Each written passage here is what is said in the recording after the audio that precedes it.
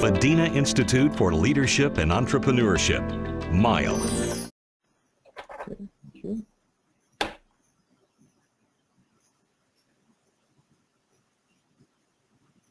Okay.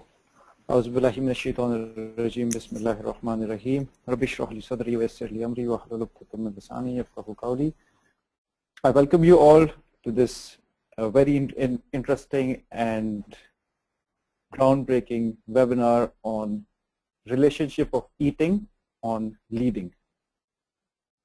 Seems like a very unconnected and bipolar relationship, but over the period of last 10 years or so, having worked with senior leaders, executives all over the world in all different industries, I've recognized some patterns, and I just wanted to share it with you all so that you can become the future leaders by changing what is apparently nothing to do with leadership, which is healthy eating.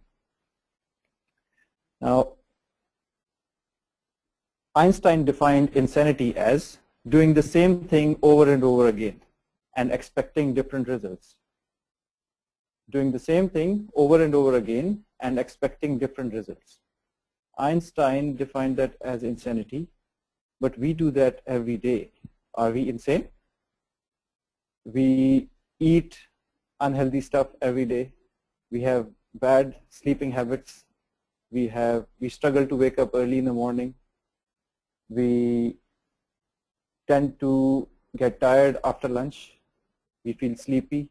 We want to take a nap. We have all these energy boosting drinks. Some of you will fall into those categories, and those who don't, well done. You are beyond that maturity level anyway. Now, what I'm going to discuss today is how we can get out of this insane cycle where what we eat impacts what we do during the day, like eating, sleeping, and focusing, and then how it actually relates to the leadership models. And being a leadership coach and consultant, I can go through all the methodologies and techniques and whatnot, but instead of going into those, I'll just map 5 key attributes of leadership and then help you understand how they relate. All of them are rooted into healthy eating or healthy lifestyle. So let's first understand what hunger is. There are 2 types of hunger. One is hunger of the body and other is hunger of the soul. If you are a pure scientist, you will not believe that there is a hunger of the soul. So leaving that philosophical discussion aside, let's assume that all of us have a body and a soul. And if we are continuously busy in feeding our hunger of the body, inevitably we are forcing our soul to be hungry. And a hungry soul causes dissatisfaction, lack of sleep, lack of concentration, lack of happiness, lack of patience. All of that intangible from scientific point of view. All those intangible attributes of our existence suffer just because of our bad eating habits.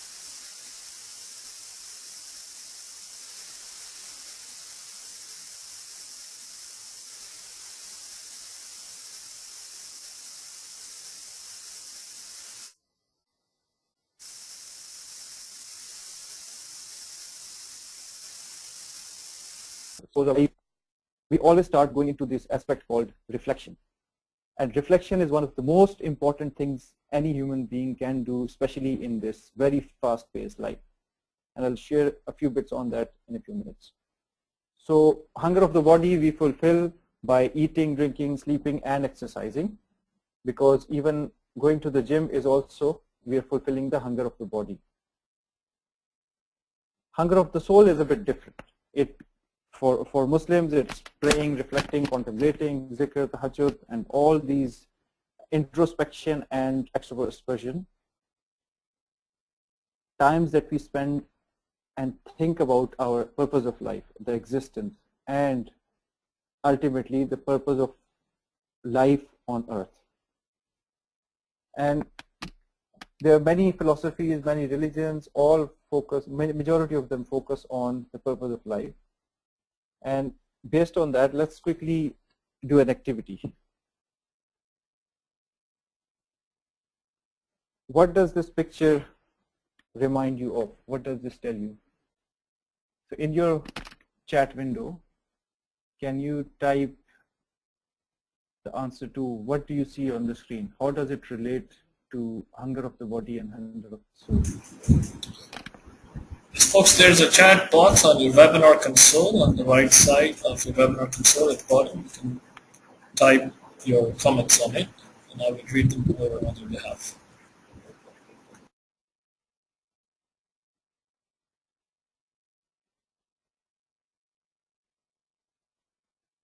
First one, finding your balance.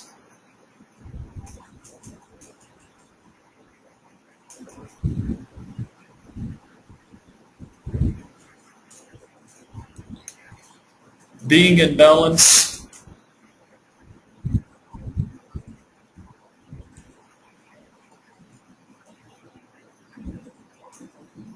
We have 2 comments so far.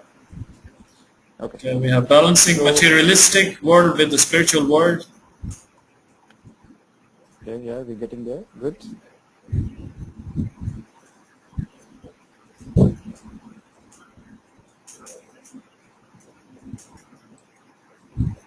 So far, 3 left. Okay, that's fine. Okay, we have another brains versus mind. So, yeah. Okay, good. So, touching upon what we just discussed, the hunger of the body and the hunger of the soul. Please remember that we do not have feelings in the brain. They are all related to our heart. And whenever Allah Ta'ala mentions thinking and contemplation, He always talks about the heart, not the brain. And there is a very specific reason for that. Scientifically, we know our brain processes information. It's the CPU of our body.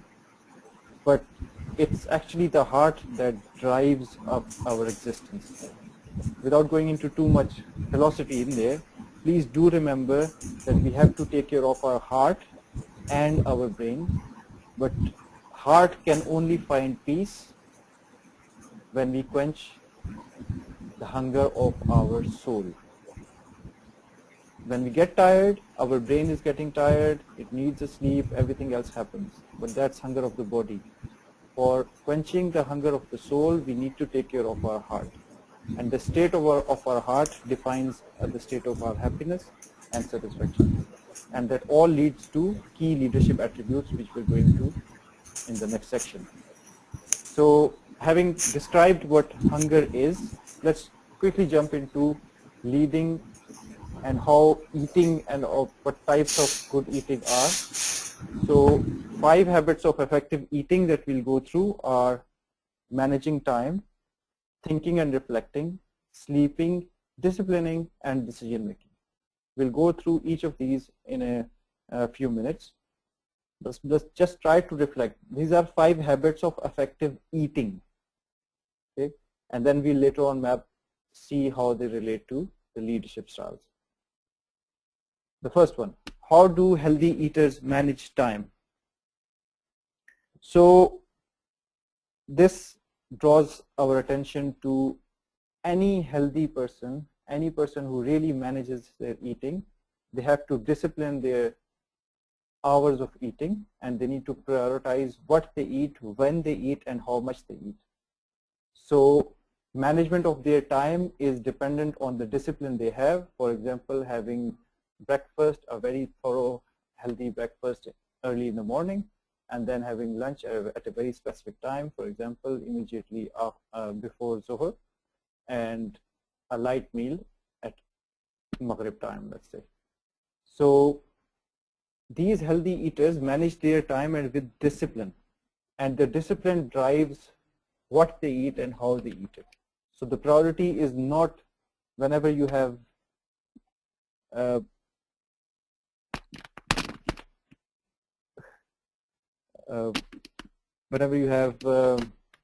this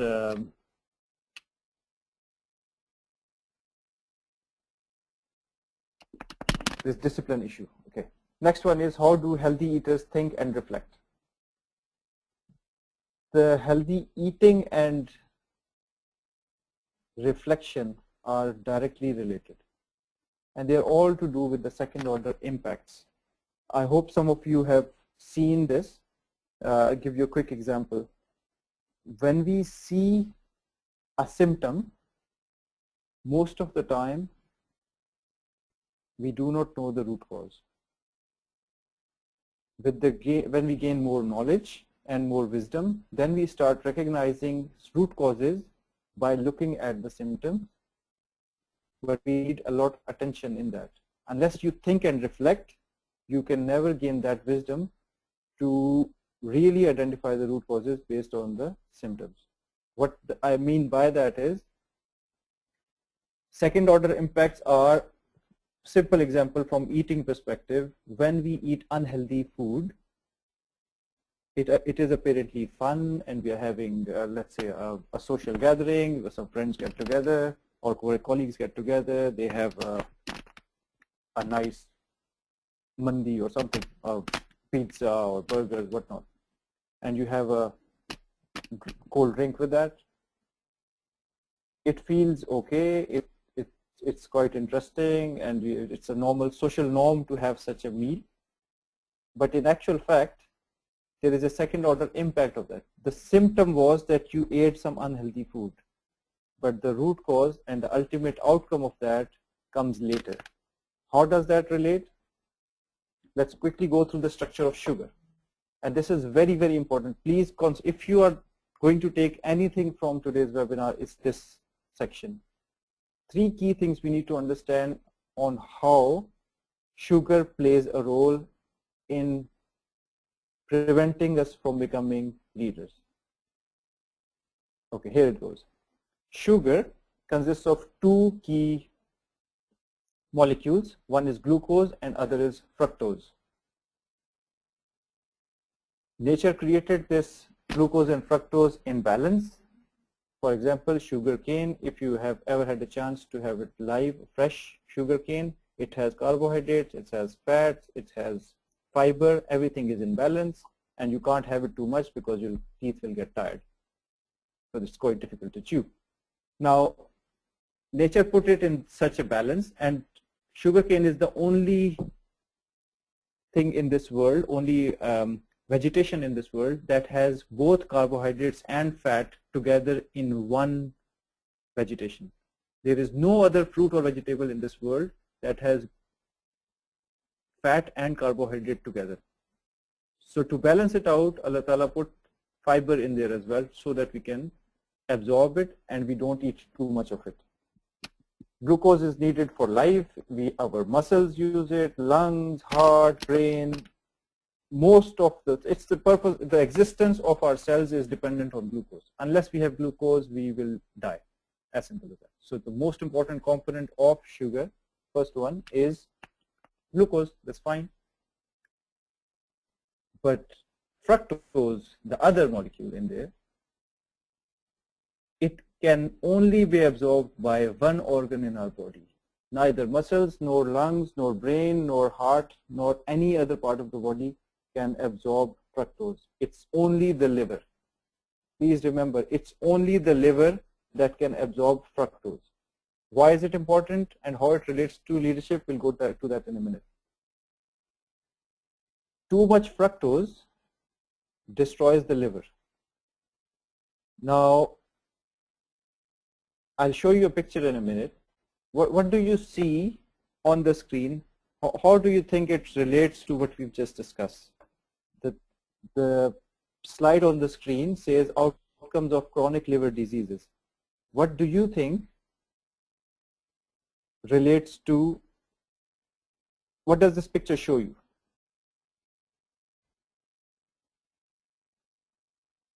How does it relate to sugar? So the question is, how does this picture reflects towards the sugar? Yes. Okay. Would you kindly repeat the question, Brother Naveed, for everyone? think just to make it clear. Okay. Okay. This picture shows 8 key diseases, and they contribute towards 75% of the global health bill. I'll repeat that. These are 8 diseases that contribute to the 75% of the global health bill. How do you think this relates to sugar?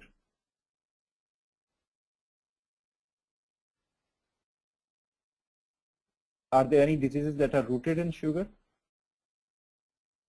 If so, what's the relationship? I just want to bring your attention to this very, very important issue. Yeah, first one, fructose causes this.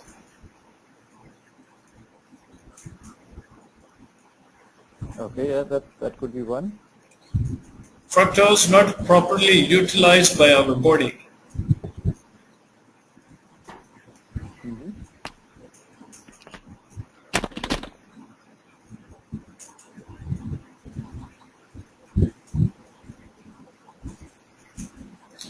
All caused by sugar.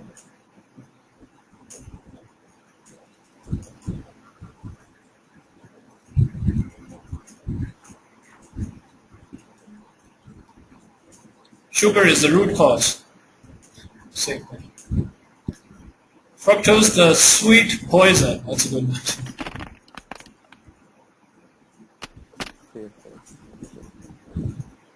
Okay, Yeah, interesting. yeah, we have about 5-6 times. Thank you, everyone. No, that's very good. So those all those answers have a relationship to this. I'll just remind you of a couple of interesting facts. 75%, as I mentioned, 75% of the global health bill is caused by these 8 diseases. So if we reduce any of this, this has a global financial and economic impact. That's one.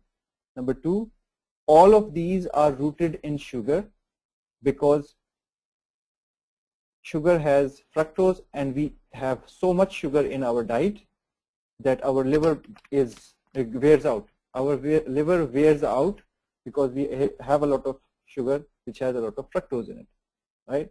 I'll give you an example. Any fizzy drink that you can pick up, any bottled cold fizzy drink that you can pick up on the shelf, it has 7 teaspoons of sugar in there, approximately, on average. 7 teaspoons of sugar, you imagine the amount of fructose it contains.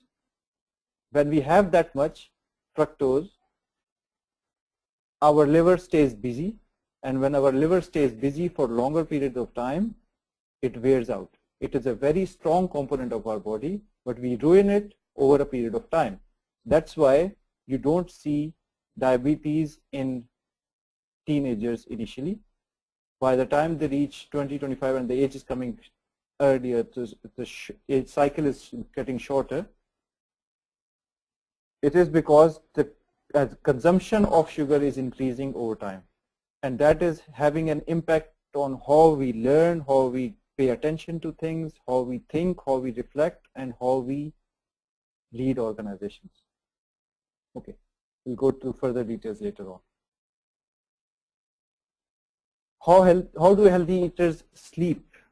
They sleep early and they sleep less. What does early mean?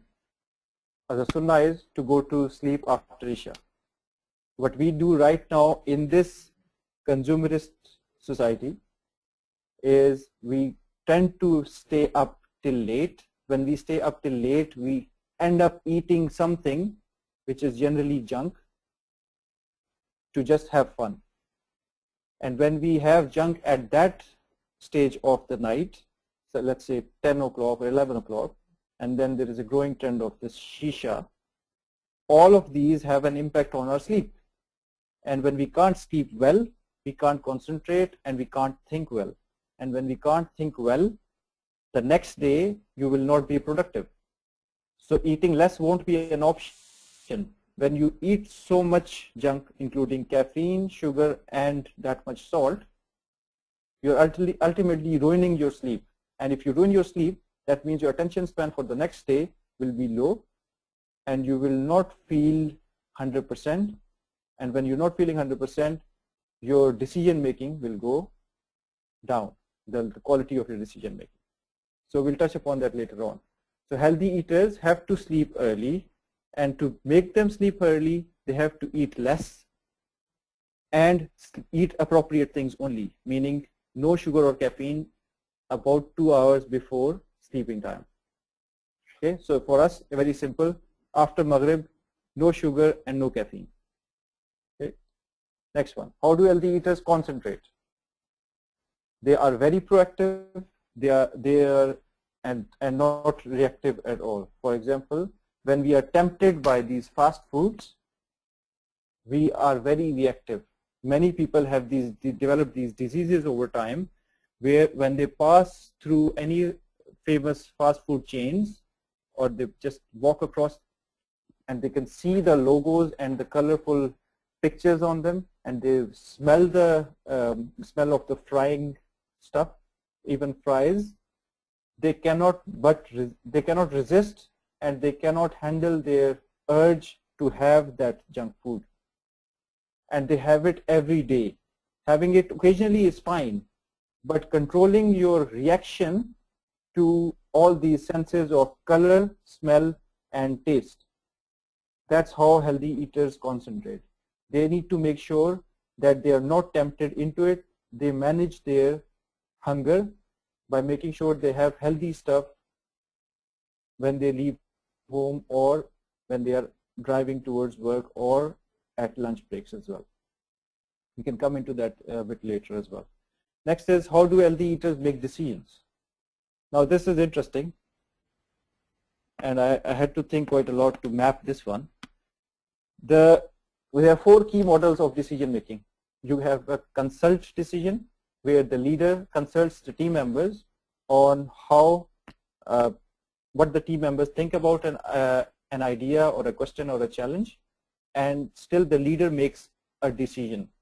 Even though majority of the members of the team might be going in another direction, the leader takes the decision, and that is generally the concept of shura from Islamic perspective. Democratic decision making is majority is authority, irrespective of whether this is right or wrong. Whatever the majority says, they agree. Third one is autocratic, which is the leader decides and does not consult or does not engage with the audience. They just say, I'll make this kind of a dictatorship. And the last one is consensus, which is the leader waits for the whole group to agree. Unless they agree, no decision is made. So all of them are very famous decision-making models. I just picked 4 of them. How does it relate to eating? When we are about to go for a lunch as a team, or at dinner with a family or other families or other friends, we actually go through all these 4 options. Sometimes the host takes us to a specific place, or wants to know what kind of food you want to eat. They are consulting you. Sometimes you say something and they might not be able to take you there. They're interested in something else. If it's the wider group, 2 or 3 families going together, agreeing on a restaurant is a regular challenge. So all those situations happen. However, a healthy eater makes sure that healthy options are on top priority when we are choosing any destination.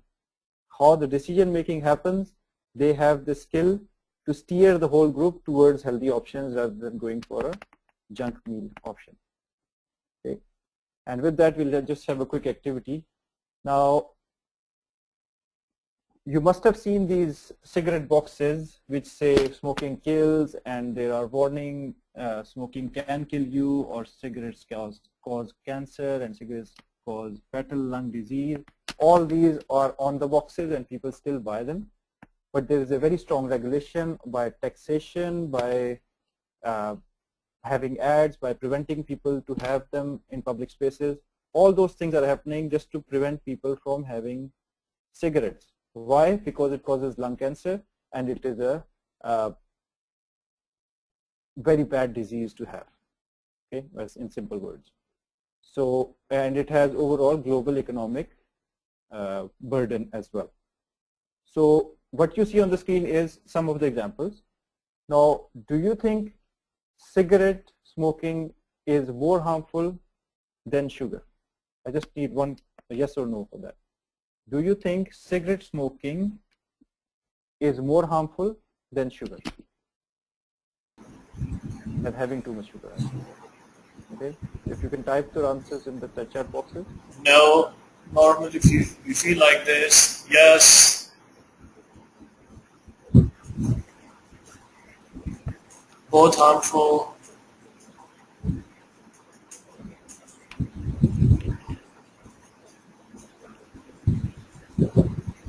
No. So just give me a majority answer. What do you see more?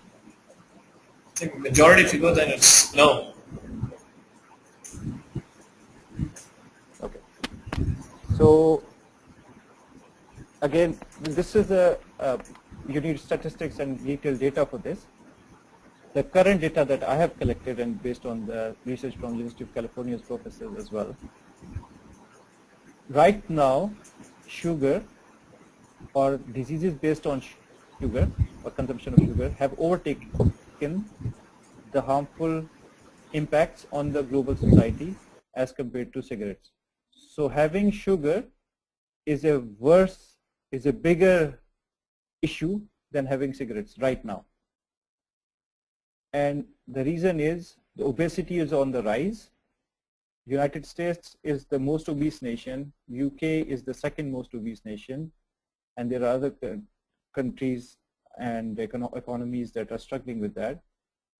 However, the fastest growing obese nation is a Muslim country, and unless they change their eating habits and change some policies to control this, they will be on the top very soon.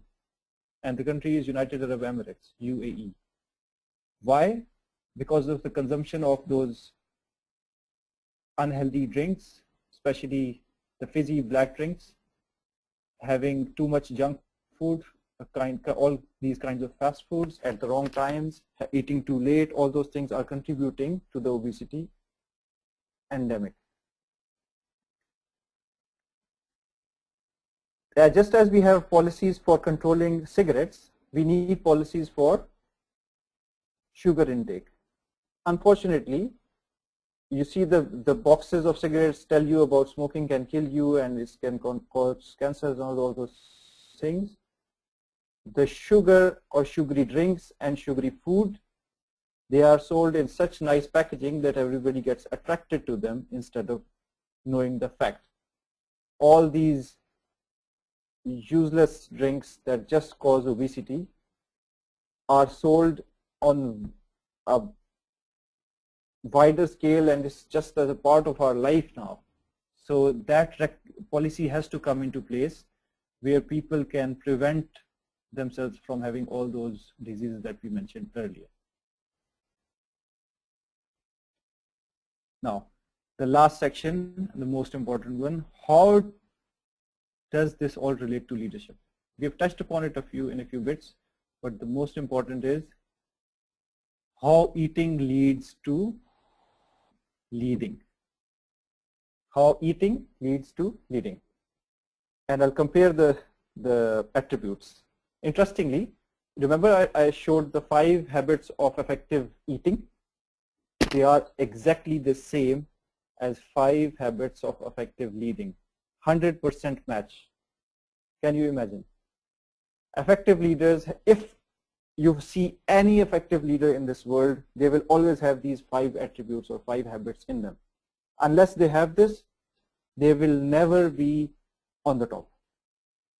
And that is guaranteed from the research that I have available. If anybody interested in the facts and figures, I can share those with them by email. You just need to send me an email. Okay. Interestingly, managing time is common thinking and reflecting, common sleeping, disciplining, and decision making. All of them are actually leadership habits which relate directly to eating habits as well. And they cannot be separated out. They are always inherent in those executive leaders. Occasional and by choice violation of these effective eating habits is fine, but you cannot make it a discipline of your life to eat unhealthy and expect that you will lead well. Because ultimately, you will lose out. And then let's quickly go through this. How do leaders manage their time? They discipline and they prioritize. Imagine that's exactly the same statement I made for how do healthy eaters eat. They discipline and they prioritize. The leaders, and the most important thing to remember on this one is an effective leader always understands that the time can never be managed. Please remember, the time can never be managed. It's only the priority that we need to take control of. As long as we can prioritize, the time is automatically managed. However, when you try to manage your time, priority can suffer. So please remember the first lesson from today, healthy eaters are disciplined, they prioritize, and that's how they manage their time. They eat the right things at the right time in the right quantity, and when they come to decision making, they are always making the right priority call for their work as well, and the right discipline. Second one, how do leaders think and reflect? When we talked about the sugar and the effects of sugar on the global economy and the health bill and everything, sugar itself is not a problem. It's the way it's utilized. It causes the endemic. Same is the thinking for the leaders. Whenever something happens or we are about to take a decision on some initiatives in our business and we are trying to go for a specific client or a specific product decision, we need to understand the second order impacts of that. And you will realize good leaders and good thinkers always think about second order impacts instead of just finding these low hanging fruits and just going for short term wins. Any big leader, any big business always looks, effective one always looks into how does it work in the long run? What are the longer term impacts of our decisions? How can we make sure that our current decisions enable us to make good progress in the future as a second order impact? Okay. Next one. How do leaders sleep? Okay, it's a bigger topic. I think probably a separate webinar on itself, just sleeping habits. But the important thing to remember from this one is we all are human beings. We all have our sleeping cycles. Unless we manage and understand and recognize those sleeping habits and those sleep cycles, we can never be effective in our time management and prioritization. Simple example. The good leaders and the Sunnah ways also, you sleep in shorter chunks of time. And based on research, it's a recommended cycle. Every human being has a recommended cycle time, a sleep cycle time, which goes from shallow sleep to deep sleep. And the overall cycle time is from 90 minutes to 2 hours, which is 1.5 hours to 2 hours cycles. In the first half an hour, you are in a shallow cycle, which is a nap. And you remember from Sunnah way, after Zohar, Prophet ﷺ and many Sahabas used to take a short nap. This is less than half an hour, generally 15 to 20 minutes. If you do that, you get a full energy back, you get really fresh, and you do not need any Red Bulls or any other energy drinks to wake you up. Your body, you're fulfilling your body's hunger and you're fulfilling your soul's need as well. Please remember, everybody has a sleep cycle. Please read up on it. I can share a lot of research on that as well. We need to have a handle and a control over our sleep cycles if we really want to be leaders of the future. If we sleep too much, that could be that we are trying to wake up at a wrong time in the wrong part of the cycle.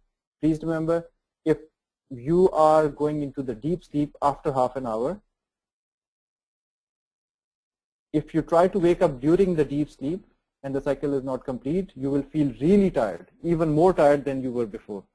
So it's very important to understand that sleep cycles have to be managed, and they drive how fresh we are during the day and throughout the 24-hour cycle. Next is, how do leaders concentrate? They are very proactive and they control their reaction. For example, something goes wrong, they don't just become angry and they don't just start blaming others. They try to identify the root cause and they try to pacify the situation while taking that in control and helping people make progress. Those who are very reactive in nature are generally not good leaders. Why? Because they get into this trap of reptilian brain where you're just playing a survival tactic. And your good leader is not playing a survival tactic. They are always proactive and they are preparing and thinking in long term to make sure their organization goes into long-term success and progress. So be proactive and manage your natural reaction to danger. Applies to our food as well. How do leaders make decisions? Exactly the same. Consult, democratic, autocratic, or consensus. A good leader always uses the right decision-making model to make the decision according to the situation. If you just use one decision-making model in all situations, you are not a good leader. And same applies for a good eater as well. Please make sure that you use the right methodologies, and that comes with experience, and you see and try to observe the people around you. Whoever is a good decision maker, you will recognize them automatically. Why? Because they use the right approach at the right time. It's like horses for courses. So use models and establish frameworks for decision making. Now, what can I do? What can we do? And I have a few tips for you as well to make sure that you get onto this track of healthy eating. And that's the key. That's what we have developed over the last decade or so as healthy eating and sleeping habits and leadership traits. First thing, the most important thing, make the invisible visible. I'm not sure about the number of attendees, but about 80% of you would have taken sugar as normal part of life and a requirement in our drinks and foods and tea and coffee and whatnot. I have just tried to help you understand that sugar is one of the biggest evils right now. 50% of the global disease in this world exists because of white sugar. If you reduce it from your lifestyle, you will really benefit. The whole family and the whole society will benefit because it's so much chemical and it only has carbohydrates and fat, and it only has glucose and fructose. It does not have fiber. By chemical reactions, we take out fiber from white sugar, and hence the natural balance of sugar goes away. It causes so much harm to our liver and our overall metabolism. It causes chronic metabolic diseases that we discussed earlier. So remember, make this invisible fact visible in your life by talking about the issues of sugar with your family, in your friends circle, and people around you, and read up about it, and make some posters. Make it a quest for people to get away from this danger. Next is Ramadan is coming. This is quite topical as well. So we all need to find our balance in this upcoming Ramadan. This is a summer Ramadan, so there are longer fasts. So we will be lacking in sleep, and the ultimate objective of this whole exercise is we need to starve our body and feed our soul. Unfortunately, the way we work and the way economies have changed, people try to go for shopping every night in Ramadan because the shopping malls are open all night from Isha to Tahajjud time, and that's the reverse cycle. That's the worst thing we can do, because now you're going to a shopping spree and then you're wasting one your time, two, you're eating junk, three, you're eating very late, and that all impacts your focus and energy and thinking. Ramadan is there to help us take control of our eating and sleeping habits, not to make them worse. Now, In Sahih Bukhari, Prophet ﷺ says, the most beloved deed to Allah is the most regular and constant, even though it were little. And what I'm asking from everybody is, please decide on one thing. Just decide today that you will have half a spoon of less sugar every day. And you will tell this to others as well. There are so many issues with sugar. We need to take control of our lives. If we do that, or if we control our eating, it will have a huge impact on ourselves, our focus, our learning, and our leadership style. Because then you will be the opinion leaders. All we need is consistent approach towards this. And this is, I accept that this is not easy, but it's not impossible. So one important thing I need to remind is, Allah Ta'ala says in chapter number 23, verse number 51, and I'll just read the translation of the first part. O you messengers, eat of the tayyibat. And remember, the word used in the Quran is tayyibat, not halal. Because halal, even sugar is halal, but tayyibat is something that is good for you. And remember, not all halal stuff is tayyib. Allah Ta'ala has asked us to eat tayyib rather than just depending on halal. And the definition of tayyib is something that is good for you. So please remember, sugar is not good for you, eating too much is not good for you, and it has a second order impact on our lives, which we do not recognize. Okay, in summary, and I'll conclude in about 3-4 minutes and open it up for questions. So we discussed the habits of effective eating, which is managing time, thinking, reflecting, sleeping, discipline, and decision making. And we tried to map them into effective leading, and we found out that they are exactly the same. So effective eating is a key attribute of effective leadership from this perspective. And I gave a few examples to you. There are some, and I'll share these slides later on anyway, but in this Ramadan and in our normal day life, please stay away from deep fried stuff and high sugar stuff. And all these fizzy drinks, irrespective of their color, they have too much sugar for anyone. The deep fried stuff, again, you shouldn't be having them, especially after a long time of fasting. And fasting doesn't mean that it's Ramadan only. When we don't have anything from lunch to dinner, we're also partly fasting. So in our normal day life, if you are having a fried item immediately after a big gap, you are actually ruining and burning your stomach. So important thing to remember is always start with water. In normal daily life, whenever you're about to have food, a glass of water before, not after. When you have it before, your stomach gets ready, the right acids are produced, you will feel much more, much happier when you have that meal rather than the other way around. Okay. Remember, there are second order impacts of all that we do, especially eating, and whatever you eat has an impact. It might not be apparent immediately or in the near future, but it has a long-term impact. For example, we need to take care of our liver and our heart by eating less fat, less sugar, okay, and the right time.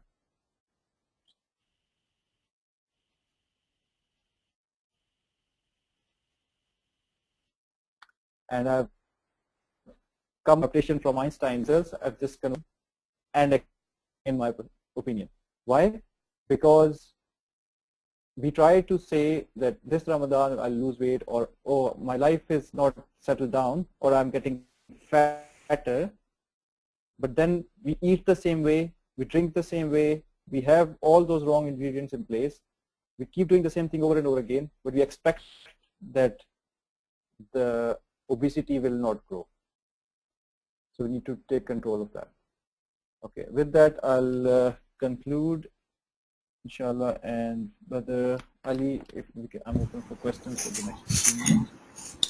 Yes, folks, we are now open for the question and answers. You can raise your hand. There's a hand icon available on the webinar console to speak to Brother Khwaja, or you can put your questions in the question box.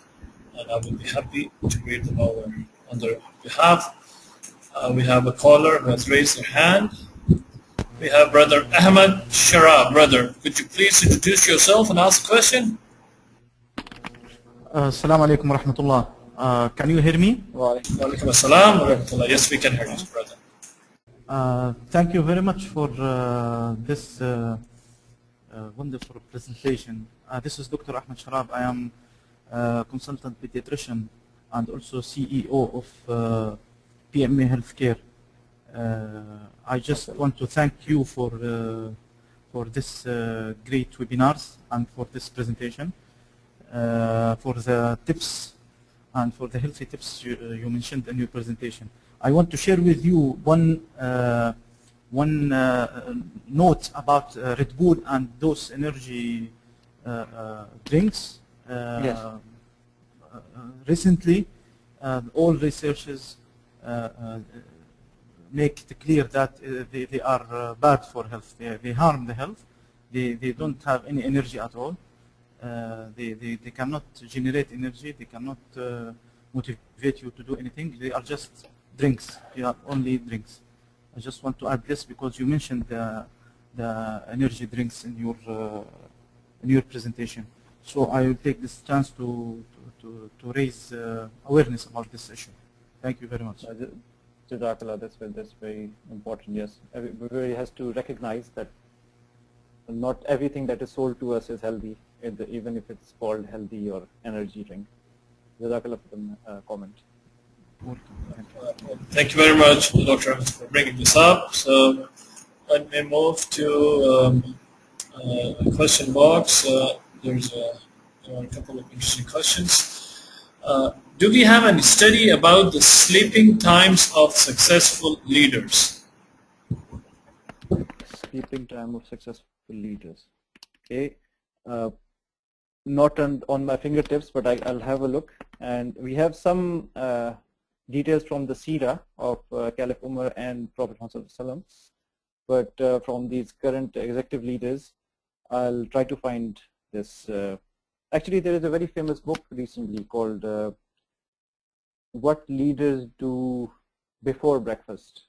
It's becoming quite famous, and it talks about a few of the leaders actually.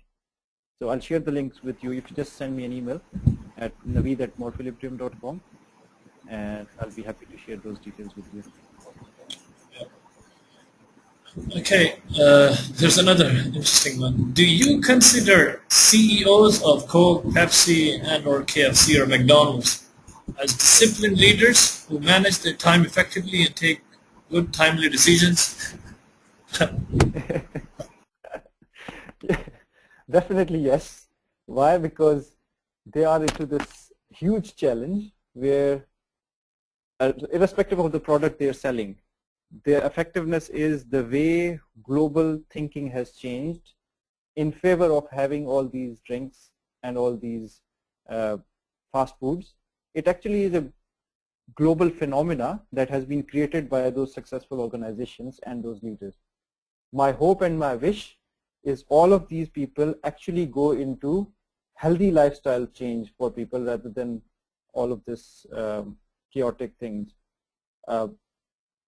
I actually make dua for these leaders because they are so successful and they are so effective that they make this world a better place. They make this dietary habit and all this consumerist mindset into something that is helpful for others, not just creating more medical bills. And the other thing is they are actually working on it already. In the past, so there were some studies that were in favor and some against them. Now they are coming up with some better natural drinks which have less sugar and not necessarily replacing it with a synthetic sugar. I'll give just clear simple example. For example, Diet Coke, people think it doesn't have sugar. It doesn't have sugar seriously because it says 0 sugar, but it has aspartame. Now aspartame is a synthetic sugar which is even worse, and it's in the same quantity. So you're just being fooled by these diet options by thinking that no, we are not having sugar. They are causing the same kind of damage or even worse on our bodies and our the whole economy and all the people. So answering your question, these guys are very effective, very nice control leaders, and I bet you they do not have these drinks and junk foods every day themselves. That's quite ironic, but that's a fact.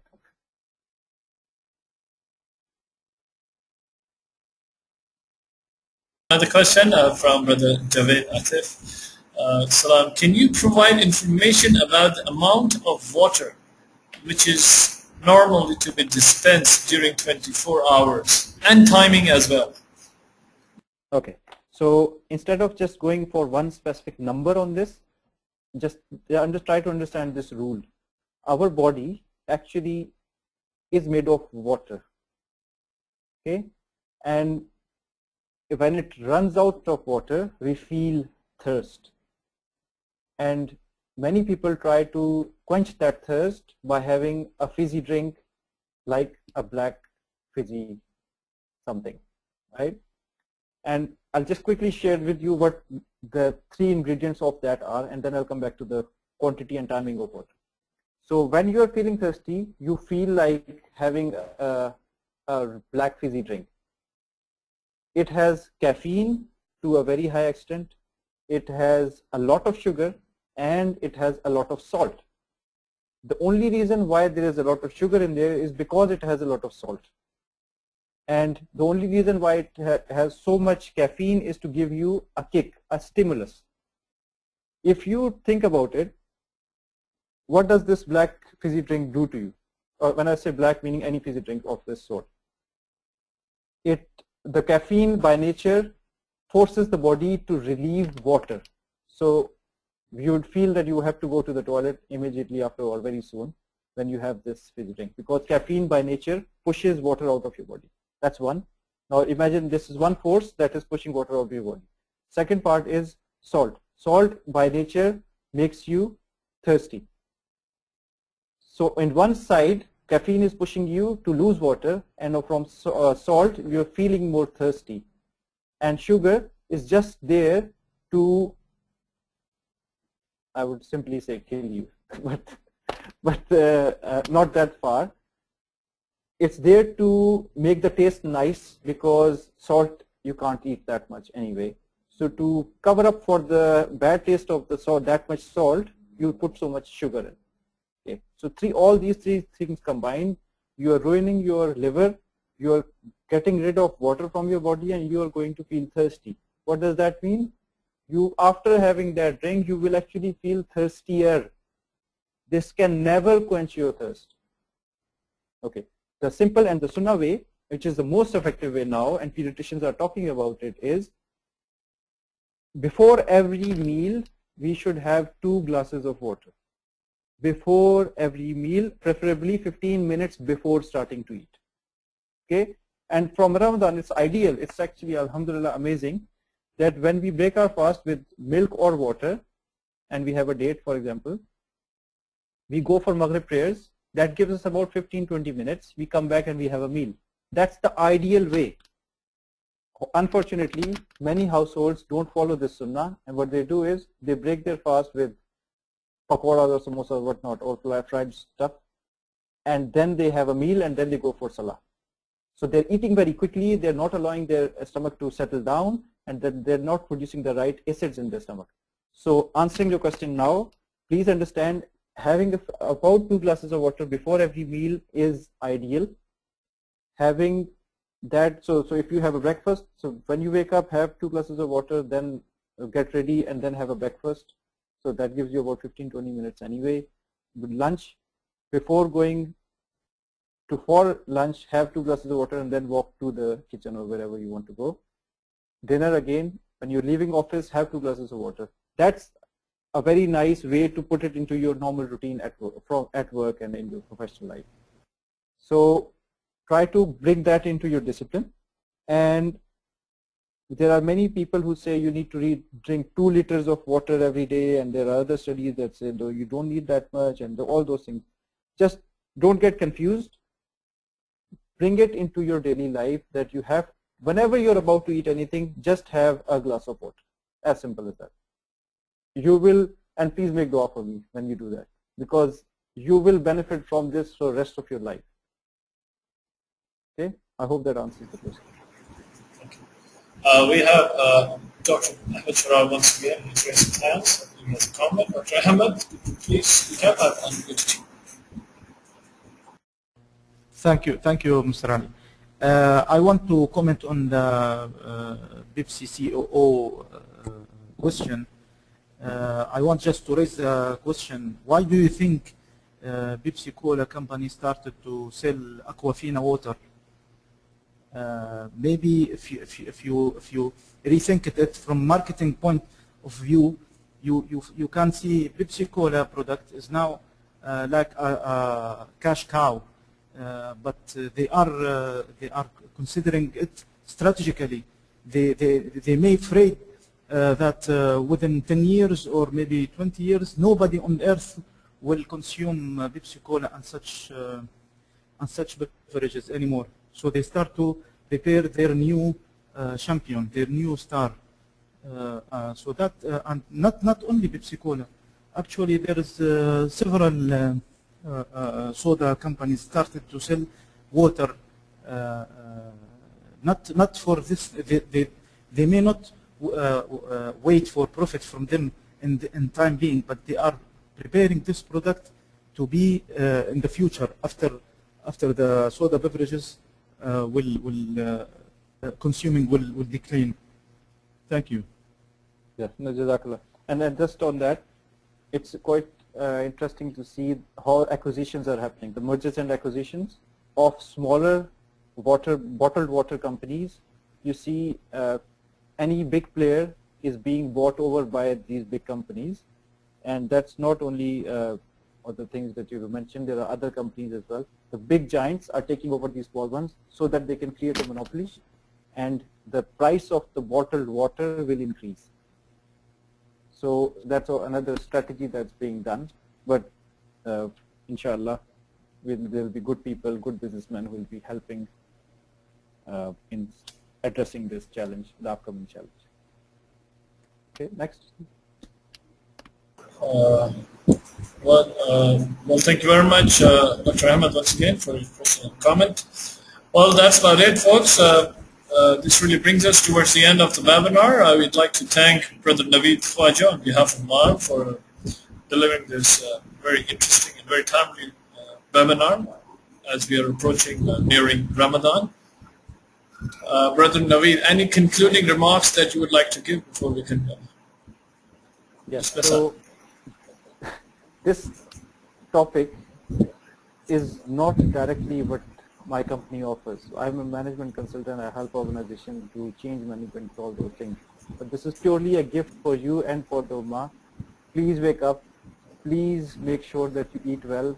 So because we need the leaders of the future, we need to develop them, and we will not be able to do it unless we are careful and we make the invisible visible. Whenever you do something good, please make dua for me and the whole Ummah, and inshallah we'll have this world as a better place. Great. And there are some comments and questions. I believe you can always post this event to Brother Naveed Khwaja directly. And with that note, we would like to conclude this webinar thanking everyone who participated in this webinar. And once again, special thanks to Brother Khwaja for delivering this webinar. You all have a good day, good afternoon, good evening. Madinah Institute for Leadership and Entrepreneurship, MILE.